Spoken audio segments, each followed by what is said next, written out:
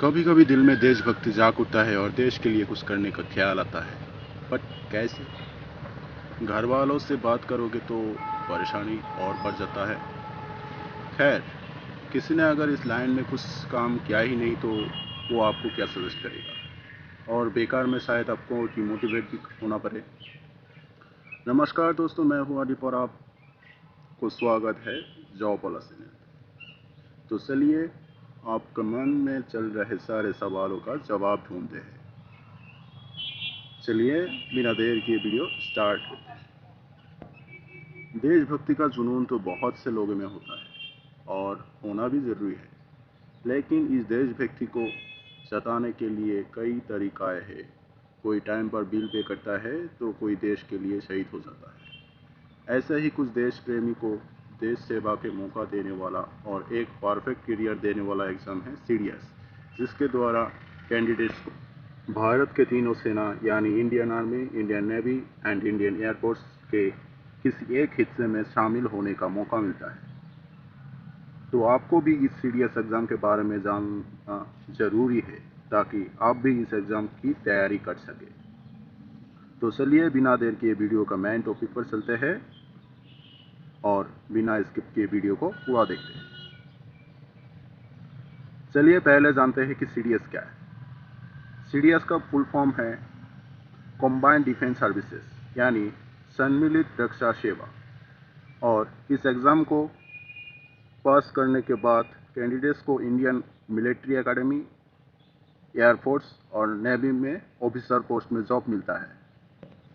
ये exam UPSC यानी union public service commission के द्वारा कंडक्ट किया जाता है और साल में 2 बार होता है।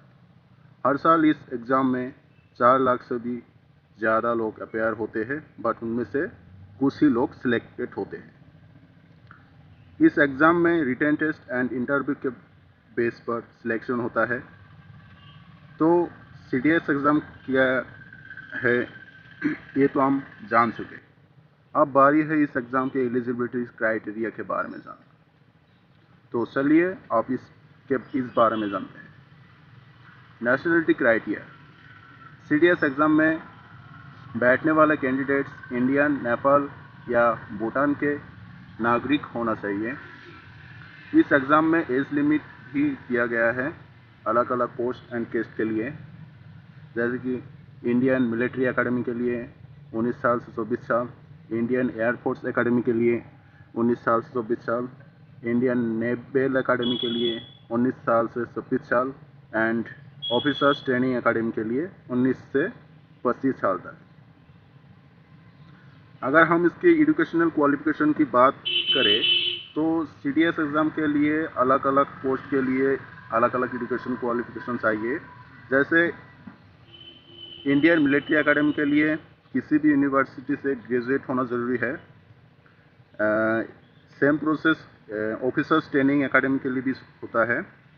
इंडियन नेवल एकेडमी के लिए कैंडिडेट्स को इंजीनियरिंग से बैचलर डिग्री होना चाहिए एंड एयरफोर्स के लिए कैंडिडेट्स को ग्रेजुएट के साथ साथ 12th में फिजिक्स एंड मैथमेटिक्स कंपलसरी होता है। मेरिटल स्टेटस की बात किया जाए तो इंडियन मिलिट्री एकेडमी के लिए अनमेरिट होना ज़रूरी है, इंडियन नेवल एकेडमी के लिए अनमेरिट, इंडियन एयरफोर्स एकेडमी के लिए मेरिट या unmarried and officers training academy के लिए मेल के लिए मेरिट या अनमेरिट होना ज़रूरी है and officers training academy for women के लिए अनमेरिट या इशूलेस डिवोर्स या इशूलेस विडो होना ज़रूरी है। Written exam and interview clear करने के बाद कैंडिडेट इन जगहों में से किसी एक के लिए सिलेक्ट होता है। Indian Military Academy Dehradun, Indian Naval Academy Goa, Indian Air Force Academy Begumpet, Officers training Academy Chennai.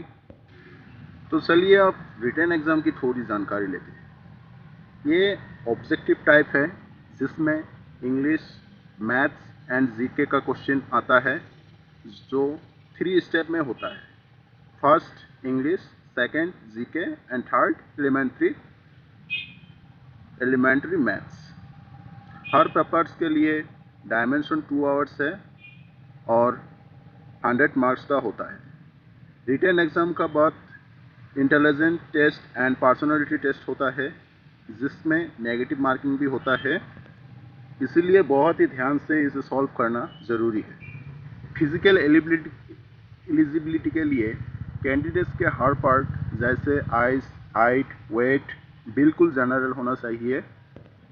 इसीलिए सीडीएस एग्ज़ाम देने से पहले आप अपना फिटनेस के ऊपर ध्यान ज़रूर दें, ताकि बाद में आपको कोई तकलीफ झेलनी ना पड़े।